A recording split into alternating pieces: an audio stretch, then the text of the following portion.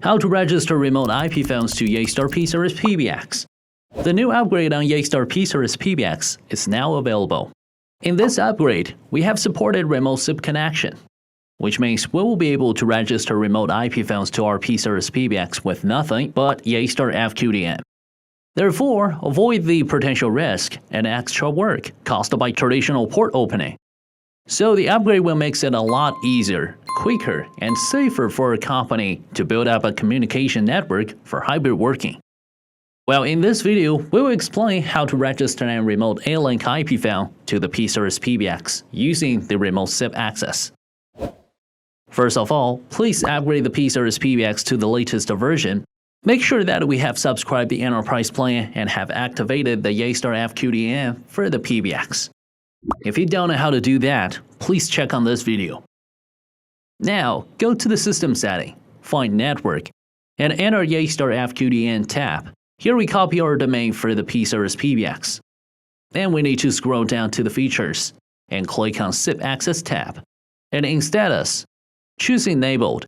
We can also further secure the access by going to the access type.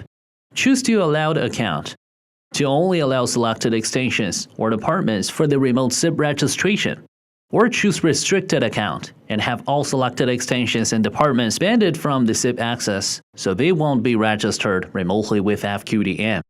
And we can also limit the SIP access only to certain IP.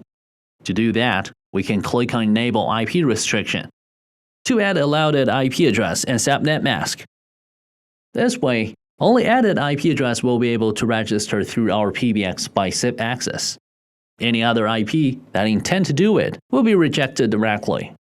Once we finish it, click on Confirm. Now we have enabled and secured the access. We go to the extension setting page and find the extension that need to be assigned to this remote IP phone. Click to enter the setting page and go to User tab. Here we need to take note of extension number, registration name, and registration password of this extension. We'll need these data for configuration in the next step. Now let's go to IP phone setting page and register our phone remotely using Yeastar FQDN. Here we take A-Link phone as an example. If you're using other models or other brands, please check the corresponding manual or go to your vendor. We start by logging into the web interface of the IP phone and go to Account. Find Register.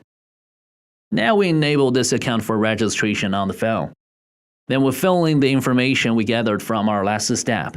In Label and Display Name, put in the username of the extension or extension number.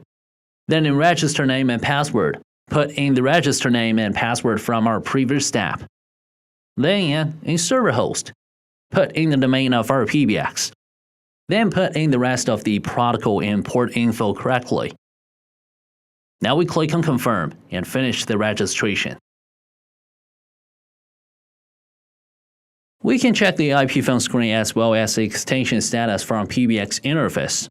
It now shows that the remote IP phone is registered successfully. We can now make and receive internal and external calls with this phone. Alright, that was all for this one. Hope you like it. Need more details about Yeastar solutions? Please visit yeastar.com and don't forget to subscribe. I'll catch you guys in the next one.